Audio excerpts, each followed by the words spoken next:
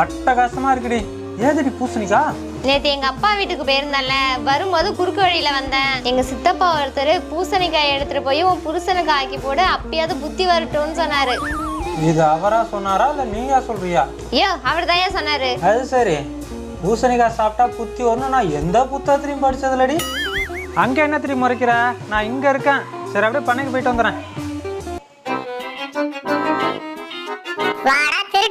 யாரடி திருடுங்கிற? வாயை உடைச்சிருவேன். பொன்னுசாமி கொலையில பூசணிக்காய் திருடுனது நீதானே? பூசணிக்காவா? பூசணி வறுவல் எப்படி மாமா இருக்கு? டேய், அது என் பொண்டாட்டி அவ சித்தப்பா கொலையில இருந்து எடுத்துட்டு வந்ததா. உன் பொண்டாட்டி நல்லா சிந்தாம செதறாம போய் சொல்லிருக்காடா. என்னடா சொல்ற? நாங்க சொல்றது இருக்கட்டும், ஊர்ல என்ன பேசிட்டு இருக்காங்கன்னு கேட்டுட்டு வாடா. ஊர்லயா? அப்படி என்னதான் பேசிட்டு இருக்காங்க, கேட்டுட்டு வருவோம். ஒரு விஷயம் கேள்விப்பட்டியா? பொன்னுசாமி ஊரில் பூசணிக்காய் திருடு போயிட்டு தான்